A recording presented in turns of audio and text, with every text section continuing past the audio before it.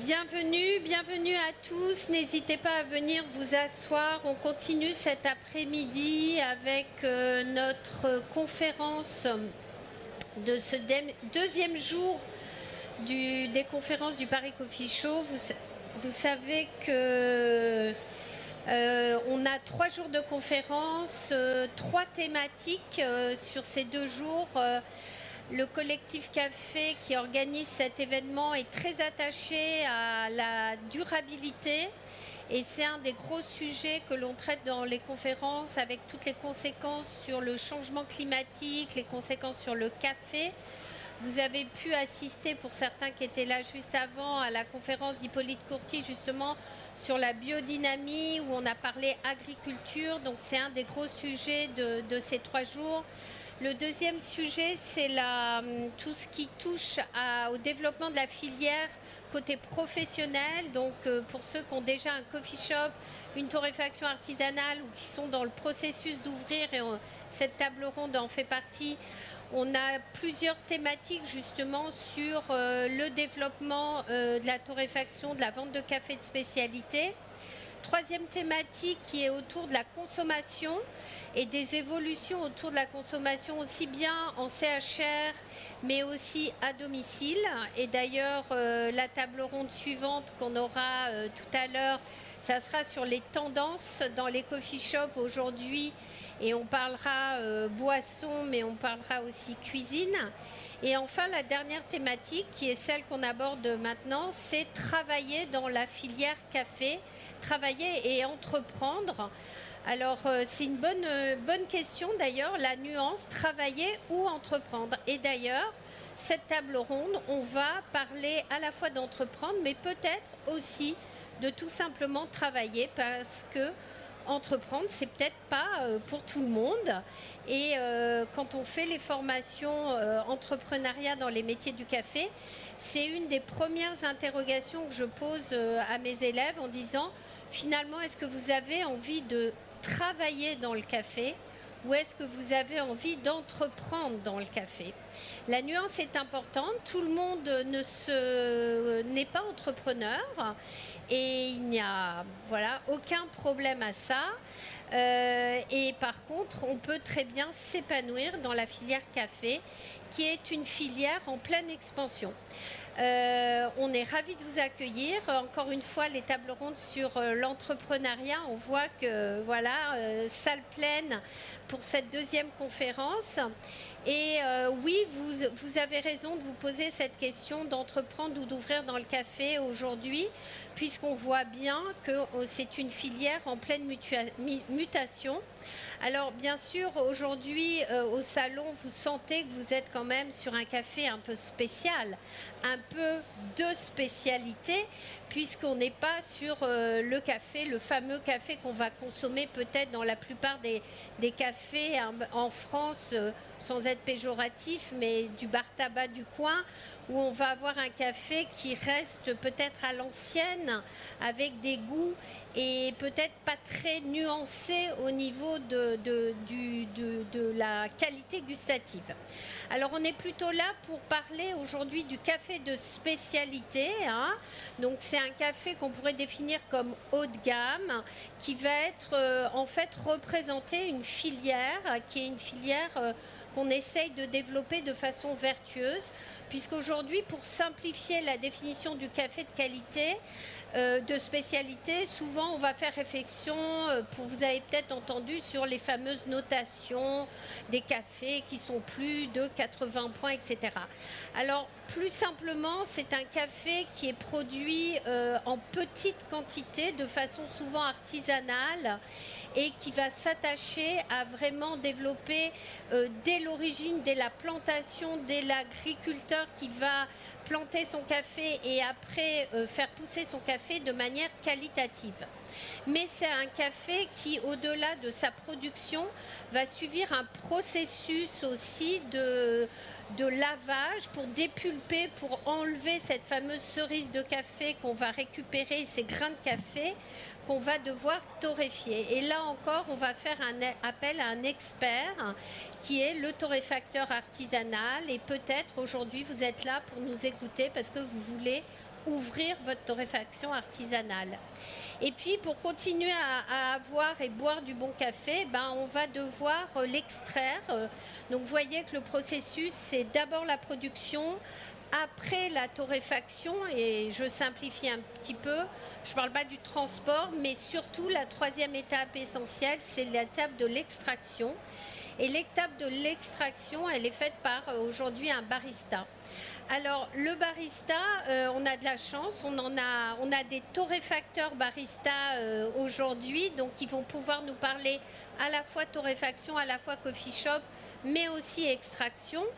Et c'est un métier à part entière aujourd'hui, même s'il n'y a pas encore de formation en tant que telle, ce n'est pas un diplôme reconnu par l'État.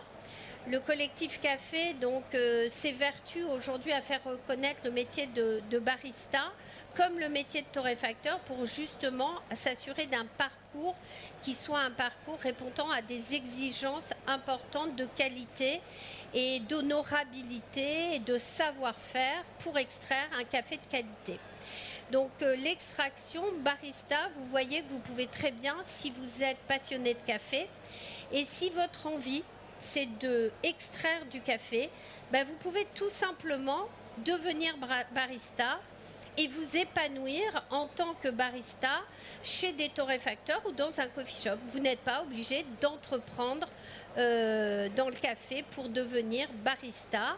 Et au contraire, je dis toujours que si le geste technique est votre passion, que ce soit en torréfaction ou côté barista, soyez bon dans votre métier et épanouissez-vous dans toutes les entreprises aujourd'hui, que ce soit des coffee shops ou des torréfacteurs, et vous aurez sans problème un épanouissement de ce côté-là, sans devoir prendre des risques, et on va voir quel type de risque. Voilà, une introduction un peu longue, mais je pense que c'est important de situer le débat. Donc pour parler ouverture de coffee shop et de torréfaction artisanale, je me suis entourée de 3 experts. Alors, on aurait pu en mettre beaucoup plus parce qu'on va voir les étapes de la création. Ça fait intervenir beaucoup d'experts. Mais une des étapes primordiales, ça va être de trouver son local. Donc, on a Pierre-Alexandre Assier, qui aujourd'hui est président Capitole Immobilier, qui interviendra sur le sujet, un des sujets pour moi fondamentaux, trouver un local. Voilà, trouver un local dans lequel vous allez pouvoir soit ouvrir votre coffee shop, soit torréfier, soit peut-être même faire les deux.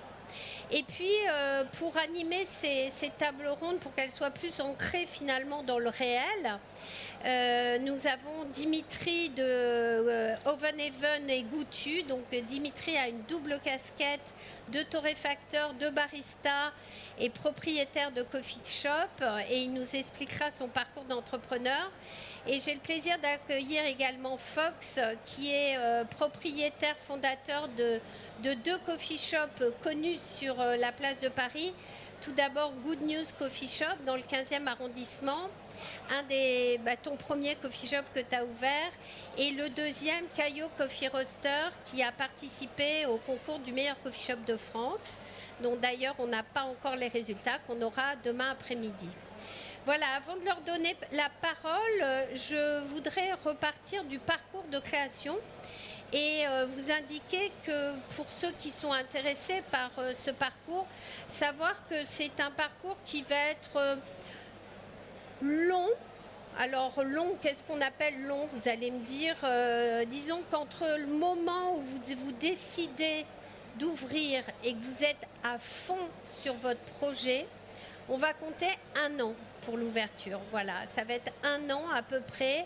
Alors souvent, j'ai parfois des gens qui me disent « Oui, mais moi, je voudrais ouvrir en 6 mois. » Bon, on peut toujours essayer, hein, mais disons qu'on a des délais qui vont être incompressibles. Et donc, le 1 an, ça paraît une bonne moyenne entre le moment où vous vous dites « Ça y est, je m'investis à 100% sur mon projet » et le jour où vous ouvrez votre torréfaction ou votre coffee shop. Donc, un temps à se donner. Deuxièmement, peut-être des formations. Alors, on ne va pas parler des formations en tant que telles, hein, même si je ne me suis pas présentée, mais pour certains, vous me connaissez. Donc, Marie-Hélène Kennedy, je suis formatrice en création d'entreprise pour mon petit business et nous proposons des formations aussi bien en collectif qu'en individuel sur le parcours de créateur d'entreprise, et donc formation création d'entreprise. Mais deuxième type de formation à laquelle vous allez devoir vous intéresser sont les formations barista et les formations de torréfaction. Alors vous avez la chance aujourd'hui d'avoir un nombre important de formations de qualité, aussi bien côté barista que côté torréfaction. Vous avez présent tout dans le salon des torréfacteurs qui eux-mêmes ont créé leur parcours de formation. Vous en avez plein. Allez les voir. Nous, on travaille avec certains d'entre eux. On a des synergies et des partenariats. Sachez qu'en tous les cas, vous ne pouvez pas faire l'économie de ne pas vous former sur le métier que vous allez devoir exercer, que ce soit en coffee shop ou en torréfaction artisanale. Alors je dirais que en torréfaction encore plus que barista, même s'il fallait donner un degré, mais j'imagine pas ne pas être formé barista quand on ouvre un coffee shop. Mais disons qu'en tous les cas, si vous ouvrez votre torréfaction artisanale, ne pas se former, c'est vraiment courir à la catastrophe. Donc ça va faire partie, et je pense que vous le savez tous, de votre parcours d'ouverture. Est-ce que tout le monde m'entend là dans le fond? Ouais, parce que j'ai l'impression que le son est pas... Ok, vous m'entendez. Bon, bah super. J'ai pas besoin de crier plus que ça. Donc se former, entrepreneuriat, mais barista, torréfaction. Ça, c'est première étape. Deuxième étape qui va devoir être importante, ça va être de définir votre concept. Alors, définir son concept, vous allez me dire, bah oui, moi je sais très bien, je veux ouvrir un coffee shop à Orléans, je vais faire de la petite restauration, quelque chose de simple, du très bon café, peut-être un peu de thé et quelques boissons. Ça, c'est ce que j'appelle l'idée. Voilà, on en est au stade embryonnaire. Donc, comment on passe d'une idée à un concept? Et c'est là où il va falloir travailler. Alors, je sais que pour certains, ce n'est pas évident à comprendre, mais vous devez vraiment travailler votre concept. Alors, qu'est-ce qu'un concept? Un concept, ça va être en réalité pouvoir répondre à tout un tas de questions, c'est-à-dire qu'est-ce que vous allez offrir dans votre coffee shop? Qui est votre clientèle cible? Qu'est-ce que vous allez proposer comme type de boisson chaude, froide, alcoolisée, soft? Qu'est-ce que vous allez proposer en termes de cuisine, salée, sucrée? Est-ce que vous êtes sur de la production? Est-ce que vous êtes sur de l'assemblage? La production, c'est que j'ai une cuisine, je produis, j'achète des matières premières, je les transforme, je cuis, je cuisine. Assemblage, c'est j'achète et j'assemble et je sers mon produit. Donc vous voyez que c'est complètement différent en termes d'organisation, en termes d'aménagement d'espace et en termes d'investissement financier et en termes de personnel que vous allez devoir mettre. Donc la réponse à cette question, quel est votre menu? Qu'allez-vous proposer? C'est une question essentielle dans la création de votre projet et surtout dans la valorisation de votre investissement total. Et quand vous allez vous présenter à la banque, vous devez être très clair dans ce que vous allez proposer. Également, la définition du concept va vous servir aussi à évaluer à quel niveau vous voulez proposer à votre clientèle en termes de boissons et en termes de food, quel niveau de branchitude ou de... Voilà, à quel niveau vous voulez vous placer, puisque vous voyez bien qu'aujourd'hui, on a un coffee shop, alors les chiffres diffèrent, hein, mais à Paris, on est à un coffee shop par semaine en ce moment. Hein. Donc il faut à peu près se rendre compte de la concurrence à Paris en termes de coffee shop. Ça devient très compliqué. Hein. Je crois que Pierre-Alexandre va nous en parler. Et puis, par contre, en province, vous n'avez pas du tout la même configuration. Donc, quand vous voulez ouvrir en province un coffee shop, vous n'allez pas avoir les mêmes attentes et les mêmes besoins d'offrir à votre clientèle un menu, une carte ou une sophistication en termes de café ou de boisson ou de cuisine qu'à Paris. À Paris, le facteur différenciant de votre coffee shop, vous allez devoir le travailler beaucoup plus. Donc c'est évident qu'à partir de là, vous devez, dans cette phase de concept, de création de votre concept, vous devez analyser votre marché et vous devez aussi regarder ce qui se fait ailleurs.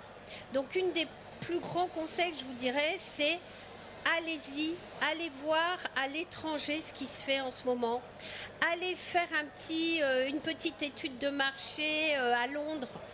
Allez à Dublin, allez à Édimbourg, allez à Oslo, à Copenhague, allez à Madrid, à Barcelone. Voyagez déjà en Europe. Allez voir, allez vous inspirer de tous ces concepts. Car vous n'ouvrez pas le coffee shop d'aujourd'hui, vous ouvrez le coffee shop de demain. Vous ouvrez le coffee shop, la torréfaction de demain. Donc si vous arrivez en me faisant des avocados toast, non, c'est fini les avocados toast. On n'en veut plus, c'est passé, c'est dépassé, ou bien il va falloir les réinventer, vos avocados toast. Outre le fait que l'avocat est aujourd'hui largement décrié dans la filière responsable, bon, c'est un peu une blague que je vous sors, mais vous voyez bien qu'aujourd'hui, vous ne pouvez plus vous contenter de proposer ce que on a peut-être proposé il y a 10 ans au niveau des coffee shops. J'arrête là mon introduction parce que maintenant je laisse la place à mes invités. Donc le concept, l'étude de marché au niveau local. Et une fois que vous aurez fait ça, vous allez vous intéresser au local. Qu'est-ce que vous allez chercher comme local pour avoir une idée de créer votre business plan? Parce que vous voyez bien que vous ne pouvez pas créer un business plan si vous n'avez pas l'information chiffrée. Combien je vais devoir payer un fonds de commerce? Ou combien va me coûter un loyer d'un local vide? Combien éventuellement je vais peut-être devoir acheter un droit au bail? Donc si vous n'avez pas ces données chiffrées, vous ne pouvez pas monter votre business plan.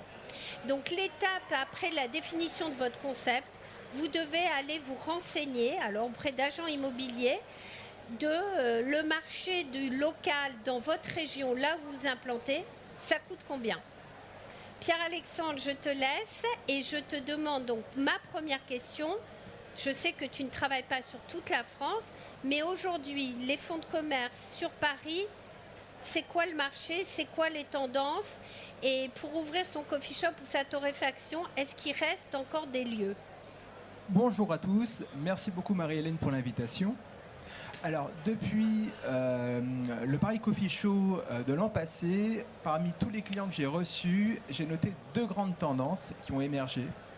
La première, c'est le coffee shop classique, c'est-à-dire une surface entre 30 et 50 mètres carrés, dans un quartier animé avec du passage touristique ou bureau, sur des loyers qui oscillent entre 1 500 et 2 500 euros. Et pour lesquels on n'a pas forcément besoin de conduit d'extraction, puisqu'en général, c'est de la cuisson au four ou sur des petites plaques à induction. Alors, sur ce type de concept, j'en installe un demain, par exemple. C'est une personne, Grégoire, qui achète juste à côté du Louvre, à l'angle de la rue de Richelieu et de la rue Saint-Marc. C'est un très bon emplacement. Vous avez 30 mètres carrés. Pour 30 mètres carrés, c'est une affaire en tant que salon de thé précédemment qui générait 255 000 euros de chiffre d'affaires. Et le prix de vente, c'est 90 000 euros. On est sur un loyer à 2 436 et c'est quelque chose qui est cohérent et totalement viable. Le deuxième concept qui émerge beaucoup en ce moment, c'est le salon de thé coffee shop associé à du brunch.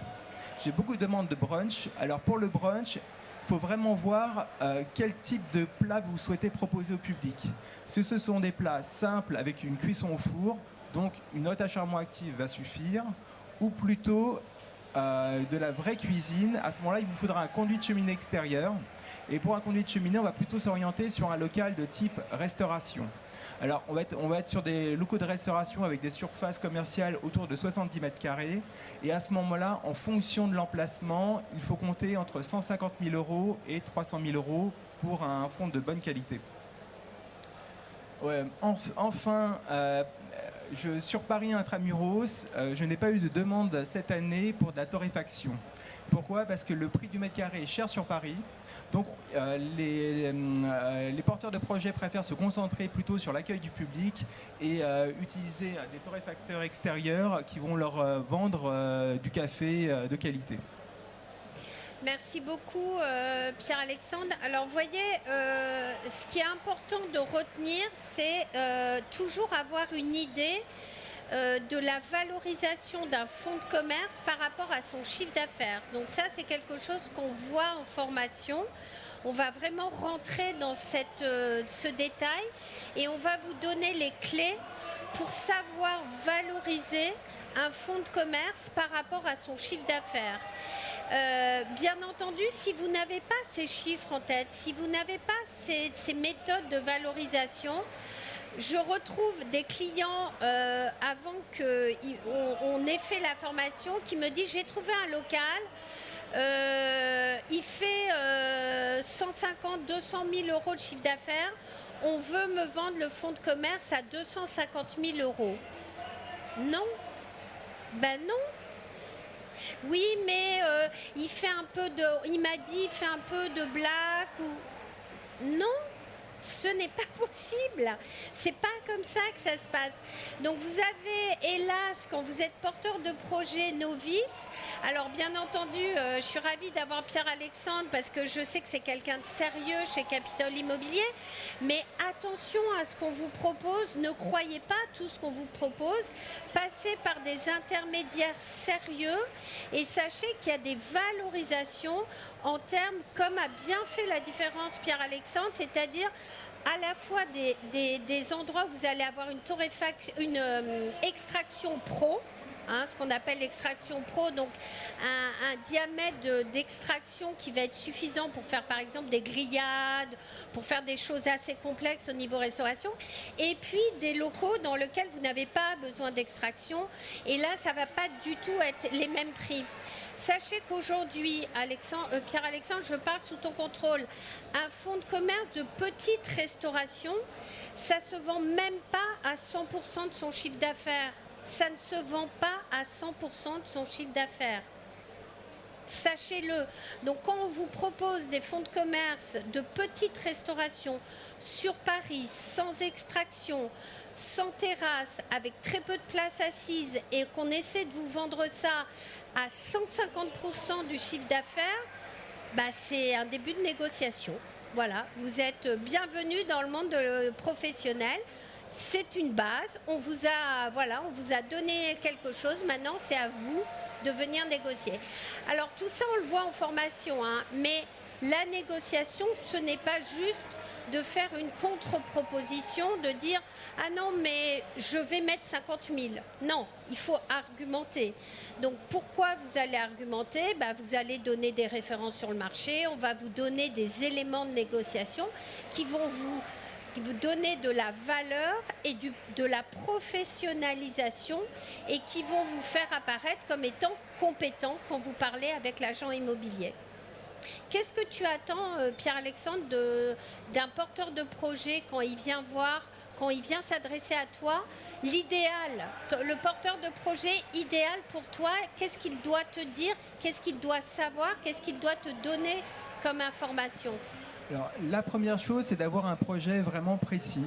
Et tout ce que tu as rappelé avec mon petit business, c'est d'avoir idéalement fait un business plan au préalable, au moins une ébauche pour savoir où est-ce qu'il veut aller. Et surtout, quels sont ses besoins.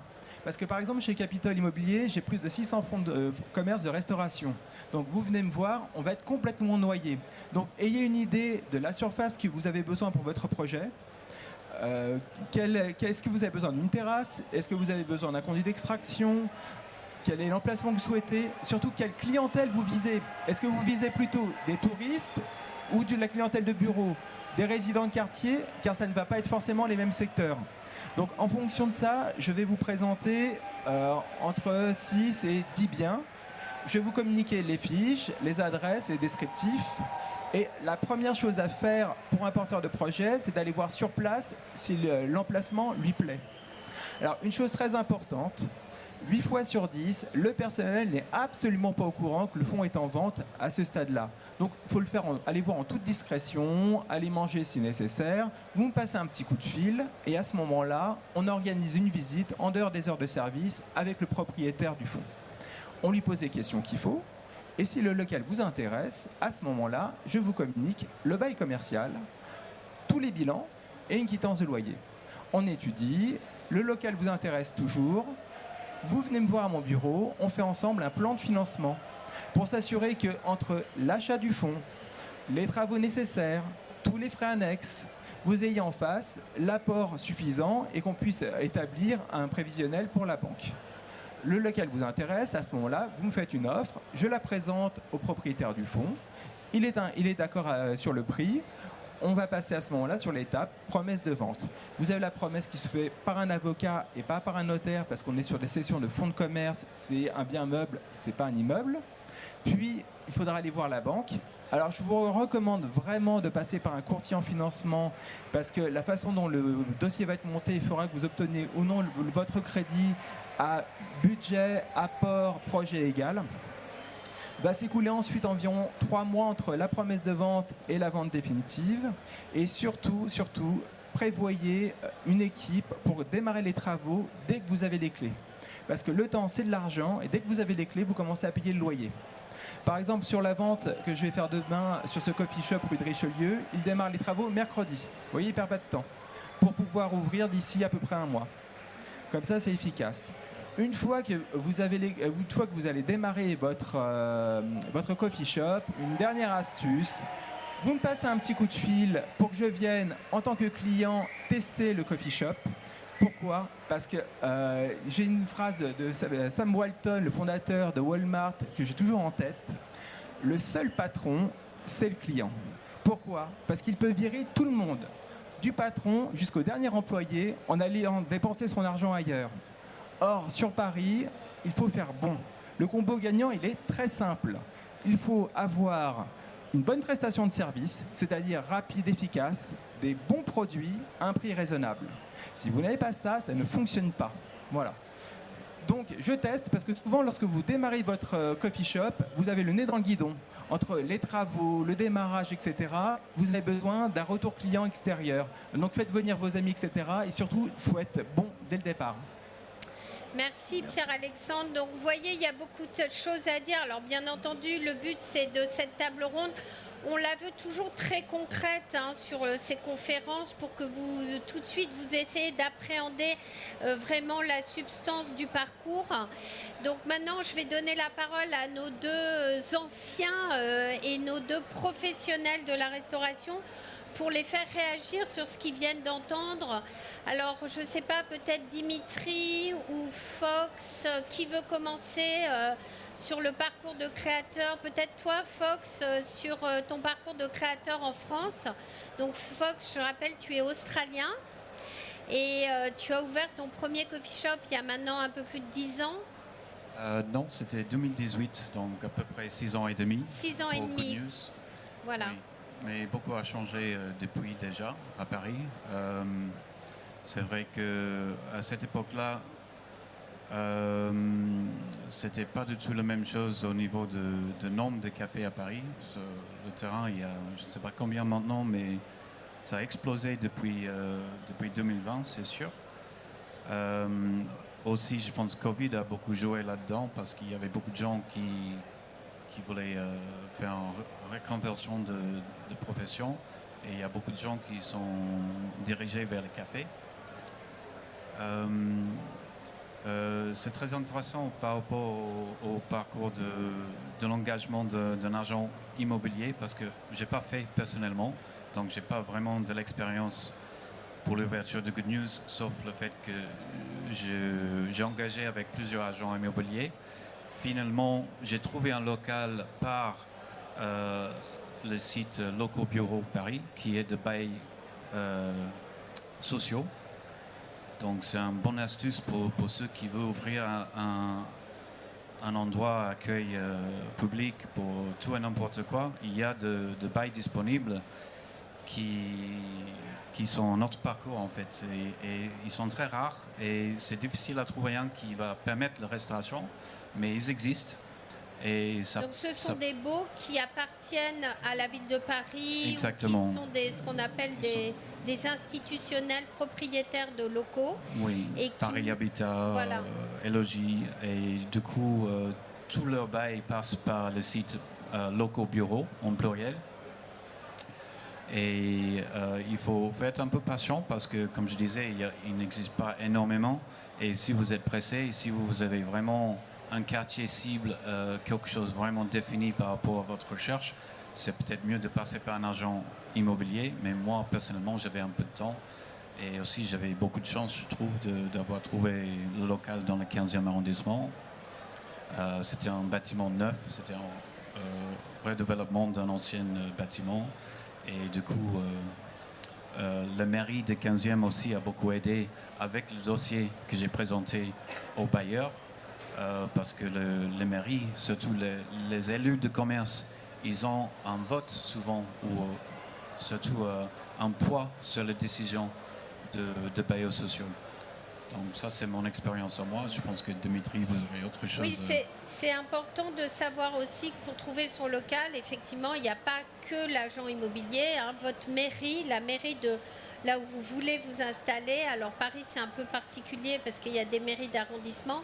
Mais n'hésitez pas à aller voir votre mairie dans la ville dans laquelle, ou la mairie de la ville dans laquelle vous voulez vous installer, et de contacter les élus au commerce. Hein. Souvent, il y a des nouveaux métiers qui se sont créés depuis le Covid, qui sont des managers de commerce de proximité et qui ont comme fonction de mettre en relation des futurs commerçants qui cherchent à s'installer dans la ville avec des propriétaires bailleurs de locaux commerciaux qui sont disponibles dans une ville. Donc n'hésitez pas à effectivement aller peut-être sur cette piste-là.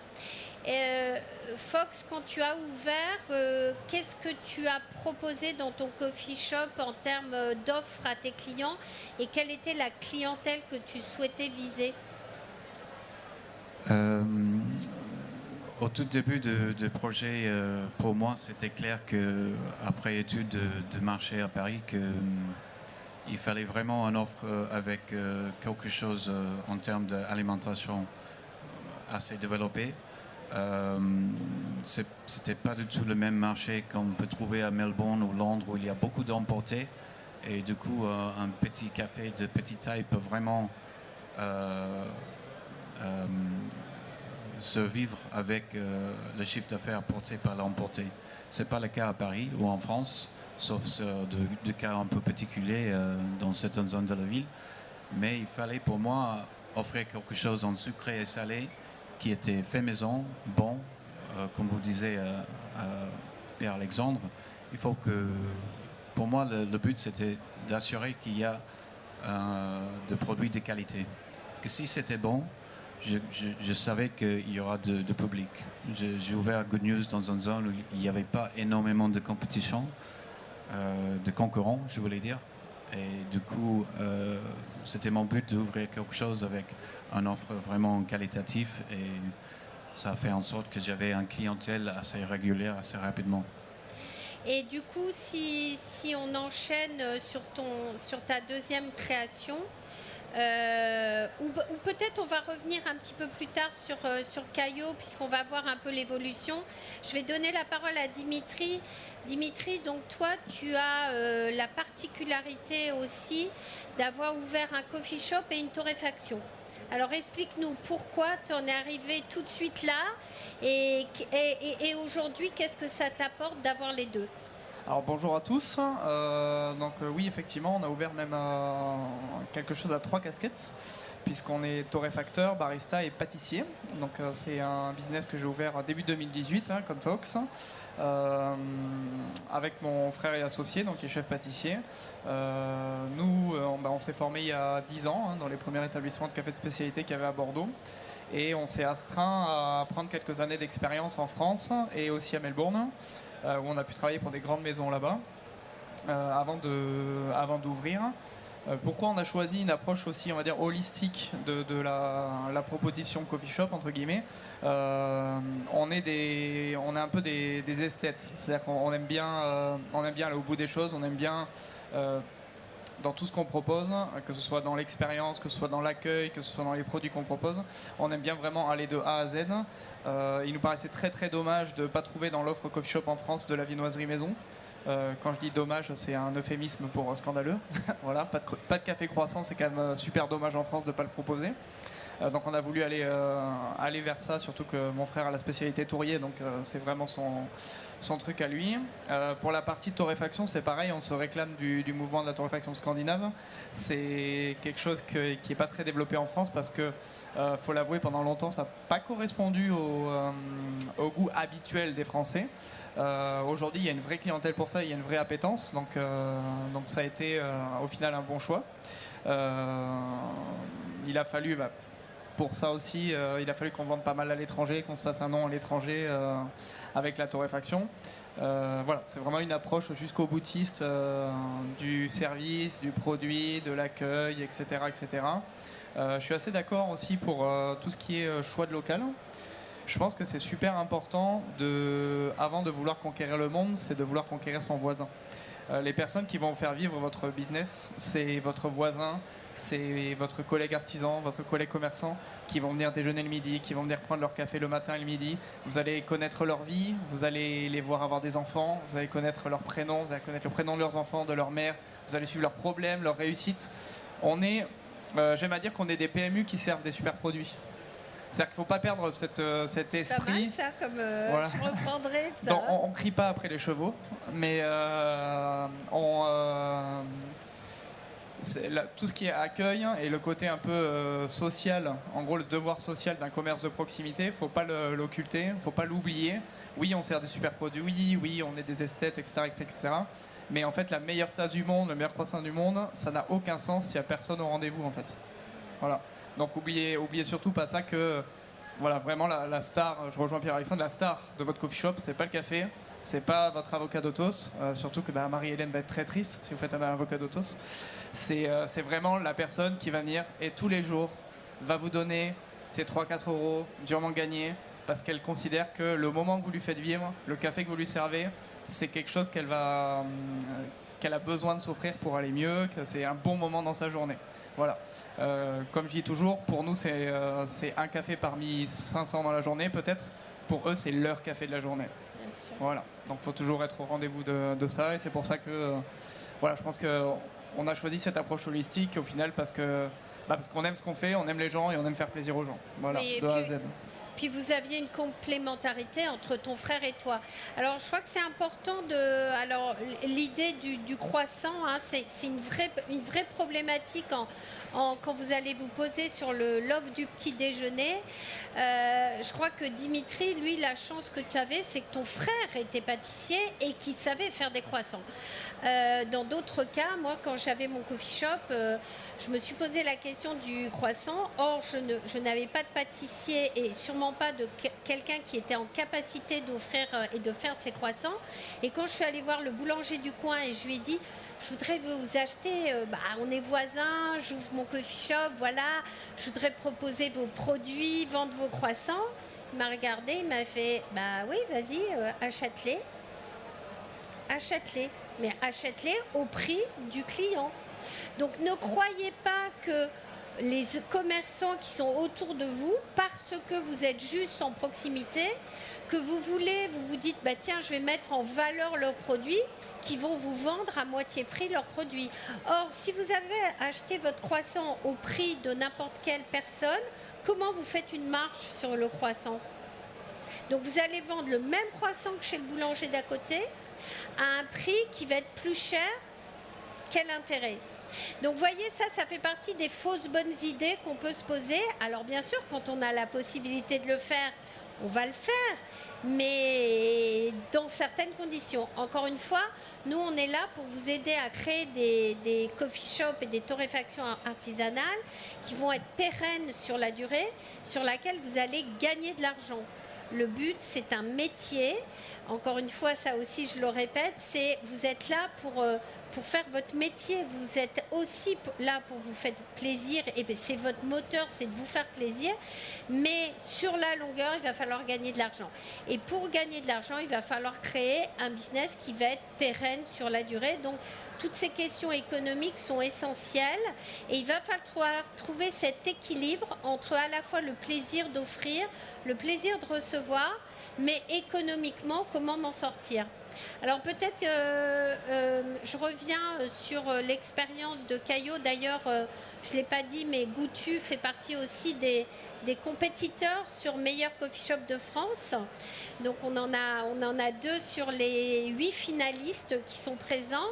Donc vous n'avez pas encore les résultats, messieurs, mais vous les aurez demain. Je ne veux rien dévoiler. Fox, qu'est-ce que tu peux nous dire sur l'offre de Caillot aujourd'hui et qu'est-ce qui a fait que tu as ouvert un deuxième espace et en quoi il diffère? Parce qu'en fait, en gros, Good News et Caillot, c'est 2 endroits complètement différents, 2 propositions différentes, et même si on boit du très bon café dans les 2. Merci Marie-Hélène, c'est une bonne question. En fait, mon deuxième entreprise, pour moi, au début, c'était un deuxième café taille petit comme Good News. C'était ça mon projet. Et quand j'ai vu le local de Caillot dans le 13e arrondissement, j'avais un petit coup de cœur, pas pour ouvrir moi-même une affaire dedans, mais mon associé maintenant, Daniel, cherchait à ouvrir un restaurant et bar. Et je l'ai proposé à lui, il dit tiens, il y a ce local, c'est assez grand, il y a de l'extraction, vous pouvez tout faire dedans, peut-être ça t'intéresse. Et je pense que quelqu'un m'avait parlé du fait qu'on pourrait faire un torréfaction dedans aussi. Et là, il y avait un petit clic et Daniel, mon associé, au bout de quelques mois, m'a convaincu de fusionner nos projets. Du coup, c'était bar, restaurant et café torréfaction à la fois. Ce qui était assez ambitieux, mais j'ai vu le fait qu'il y a très peu de torréfacteurs qui ont une grande terrasse comme on a, un offre licence 4 aussi, et une vraie cuisine avec de plats vraiment élaborés. Donc c'était un peu all-in. On va faire une offre totale, café de spécialité, restauration haut de gamme. On ouvre le soir aussi avec notre offre tapas et bar. Et voilà, c'était un pari, mais j'avais vraiment un coup de cœur sur ce local. Il y a toute la façade est vitrée. Et c'est ça qui m'a attiré sur Good News, c'est le fait qu'il y a beaucoup de lumière naturelle, qui pour moi est une des choses les plus importantes quand on cherche un local. On veut avoir de lumière. Les gens, l'hiver, ils ne veulent pas s'asseoir dans un local fermé, avec une petite fenêtre qui donne en rue. On peut tout faire avec une décoration, un management de local pour faire cosy, mais les gens, la moitié de l'année, ils veulent voir le ciel, ils veulent voir de la lumière naturelle. Donc c'était un peu... Et est-ce que ça t'a rappelé peut-être aussi les coffee shops australiens, l'ambiance des coffee shops en Australie, le fait d'avoir une offre nourriture très, très développée, puisqu'on sait ce qu'on retrouve en Australie? Oui, certainement. C'est ça que j'ai vu, que le fait qu'il n'y en a pas vraiment des offres comme ça à Paris, c'est ça qui m'a tenté, pas juste à Melbourne ou en Australie, mais le torréfacteur comme Caravan à Londres, où il y a vraiment un total de l'offre de A à Z. C'est vraiment un lieu qui vivre beaucoup de toute la longue de journée et le soir. Alors pour ceux qui ne connaissent pas Caravan, allez chez Caravan à Londres. Je dis toujours, allez faire votre étude de marché. Aujourd'hui, Londres, avec l'Eurostar, ça peut ne pas vous coûter trop cher d'aller passer votre journée à Londres. Caravan, c'est un des plus beaux coffee shops torréfacteurs à Londres qui a maintenant beaucoup d'emplacements. Il en a un particulièrement qui est à la sortie de la gare à Londres de Saint-Pancras. Et l'endroit est absolument extraordinaire. Ils ont même un livre de cuisine Caravan que moi j'avais dans mon coffee shop où j'ai sorti beaucoup de recettes à partir des recettes de Caravan. On ne vous demande pas aujourd'hui, ne croyez pas qu'on vous demande d'avoir la science infuse quand vous ouvrez. Je sens que parfois chez les porteurs de projets, il y a une certaine angoisse en se disant mais en fait déjà essayer de faire des choses simples mais bonnes et de qualité. Et je crois qu'aujourd'hui on est vraiment sur l'offre en tous les cas qui marche bien, qui fonctionne bien sur Paris mais aussi en province. C'est essayer de faire des choses à la limite plus petites, moins des cartes plus restreintes, mais qualitatives avec des produits de qualité. Et je crois que même si Caillot et Goutu sont très différents l'un de l'autre, je suis sûre que vous allez manger chez les deux et vous serez vraiment conquis par la qualité des produits, la qualité de l'offre et l'originalité, mais tout à la fois en restant dans une certaine simplicité. Encore une fois, le coffee shop, on n'est pas sur le restaurant classique, on n'est pas sur l'étoilé Michelin, mais pourtant tout est fait quasiment dans toutes les offres nourriture des coffee shops, c'est fait maison, c'est des produits qui sont travaillés, c'est des produits qui sont sourcés, que ce soit le café, le chocolat, le thé. Tout est sourcé, tracé avec du qualitatif.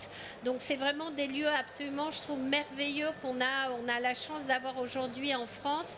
Et on devient très très bon en coffee shop en France. Même si on a pris un peu de retard au départ, on a vraiment aujourd'hui une offre hyper qualitative. Et profitez que vous êtes à Paris, si vous n'êtes pas de Paris, mais des centaines de coffee shops sur Paris, hyper quali, avec des offres très différentes. Voilà. On arrive à la fin de cette table ronde. Il nous reste peut-être 1 ou 2 minutes pour terminer. À chacun d'entre vous, si vous aviez un conseil à donner sur un porteur de projet, alors, je vais un peu donner Dimitri sur la torréfaction, parce qu'on essaye de tout parler, mais vous voyez, c'est un peu dur, il faudrait des heures. Sur la torréfaction, qu'est-ce que tu peux dire à un jeune torréfacteur qui se lance ? Il y a sur le marché aujourd'hui beaucoup de formations qui existent parce qu'on est sur quelque chose qui est très libéralisé, d'accord ? Il n'y a pas de formation d'État, donc c'est très difficile, je pense, pour quelqu'un qui rentre dans le milieu d'y voir clair avec tout ça. Je pense qu'il faut simplement, moi j'ai la chance d'avoir ce parallèle-là avec mon frère, il faut simplement se mettre à la place des autres artisans. Pourrais-je ouvrir une torréfaction artisanale ? Pourrais-je ouvrir une pâtisserie artisanale si j'avais 1 semaine de formation ? Non. Vous êtes en CAP depuis 1 semaine en pâtisserie, vous coupez des pommes sous la direction de quelqu'un. Vous ne pouvez pas être torréfacteur en 1 semaine. Vous ne pouvez pas. Et de surcroît, vous ne pouvez pas être chef d'une torréfaction en 1 semaine. Moi, ce que je vous conseillerais, c'est... aujourd'hui, il y a pas mal de dispositifs qui sont gratuits, des stages au niveau de Pôle emploi, des missions locales quand on est un peu plus jeune, etc. Allez vous immerger dans les sociétés, allez travailler pour d'autres personnes. Si votre boîte à outils de compétences n'est pas un minimum rempli, vous n'aurez aucune proposition personnelle à proposer. Surtout sur des zones de chalandise qui sont compétitives comme Paris, ou comme Bordeaux ou Lyon, des endroits où il y a beaucoup de torréfacteurs qui sont très expérimentés. On a tous... Quand j'accompagne des porteurs de projets, parce que je revends des machines de torréfaction, et à chaque fois je les challenge un petit peu au début, je leur dis mais pourquoi ils vont aller chez toi et pas chez moi ? Moi j'ai 10 ans d'expérience, j'ai bossé pour une des meilleures torréfs du monde en Australie, pourquoi toi et pas moi ? S'ils n'ont pas la réponse, c'est difficile. C'est difficile. Posez-vous cette question, et c'est valable pour n'importe quel business. Pourquoi les gens ils vont venir chez moi et pas chez mon voisin à côté ? Ça peut être plein de choses, hein. Ça peut être la qualité du produit, la qualité de l'accueil, l'emplacement. Il y a plein de bonnes raisons pour ça et chaque client potentiel a son agenda et il y a des choses qui lui sont sur lesquelles il est plus sensible ou pas. Mais si vous n'avez pas cette réponse à votre question, ne vous lancez pas. Vous n'êtes pas prêt. Voilà. Prenez le temps. Marie-Hélène a dit 1 an, je la trouve super soft. Je dirais qu'il faut vraiment se laisser le temps de bien connaître le marché, de bien vous connaître, de savoir aussi quelles sont vos aspirations dans la vie en général. Parce qu'il y a le boulot et il y a aussi est-ce que votre projet entrepreneurial correspond à ce que vous attendez de votre vie de famille, de votre vie personnelle, etc. Prenez vraiment tout ça en compte. Laissez-vous le temps. On a tendance à tout rusher dans le café. Les autres artisans mettent 5, 10, 15 ans avant d'ouvrir. Laissez-vous le temps d'être nul. Laissez-vous le temps de vous tromper. Laissez-vous le temps de changer d'idée 1000 fois. Et quand vous serez vraiment sûr, allez-y serein, avec l'appui de vos proches, etc. Et soyez heureux dans ce que vous allez choisir. Oui, sur quel... Ah, quel genre de machine? La machine, je pense que c'est comme tout ce qui est matériel, il faut que ça corresponde à votre budget et vos besoins. Donc voilà. À définir dans le concept. Merci Dimitri. Fox, qu'est-ce que tu dirais, toi, à un porteur de projet qui veut se lancer aujourd'hui à Paris ou ailleurs en coffee shop? Quel est le conseil que tu pourrais donner? C'est une très bonne question. Je suis totalement d'accord avec tout ce que disait Dimitri. Être vraiment sûr de votre offre et connaître surtout le marché où vous voulez ouvrir. Paris, comme on disait plusieurs fois, c'est très compétitif. Il y a des endroits à Paris qui existent toujours où vous pouvez trouver un petit terrain qui est assez vierge par rapport au café. Donc n'hésitez pas à oser ouvrir quelque chose dans ce zone-là parce que c'était mon cas personnel. Et enfin, je pense que tout le monde qui habite Paris, quasiment, ils ont des moyens, ils ont envie de ce genre d'offre. Donc je sais que le 14e, le 13e, même le 15e encore, c'est un peu 15e désert. Sud. Donc Et n'hésitez 16e. pas à vous distancier un peu de concurrents qui sont bien installés. Moi, au début, c'était un de mes quartiers cibles, le 11e. Je suis très content que je n'ai pas trouvé un local qui était un coup de cœur de l'11e. J'aurais été en faillite la première année. Mais n'hésitez pas à chercher cette zone. Il y a beaucoup de gens qui habitent Paris. Donc, n'hésitez pas à aller chercher de local dans cette zone un peu désert. Voilà. Super, merci. Et toi, Pierre-Alexandre? Alors sur les locaux, faites sur Paris attention au montant du loyer. C'est un prérequis car beaucoup de personnes, plutôt qu'acheter un fonds de commerce, préfèrent prendre une location pure, brute de béton, donc avec beaucoup de travaux, et des loyers trop élevés parce que les propriétaires sont les foncières. Le problème des loyers trop élevés, c'est qu'à l'arrivée, votre fonds de commerce que vous allez créer ne vaudra jamais rien. Voilà. Vous allez vouloir le revendre au bout de 5 ans, mais le problème, c'est quand on vient me voir avec des locaux de 50 mètres carrés et des loyers 5 000 €, bah, écoutez, vous êtes rentré sans rien, vous allez repartir sans rien. Prenez toujours un loyer qui soit raisonnable. Voilà mon conseil. Merci beaucoup à tous. Je pense qu'on peut les applaudir. Merci. Et on enchaîne avec une table ronde pour ceux qui veulent rester sur les tendances dans les coffee shops. J'appelle mes comparses à venir me rejoindre sur la scène.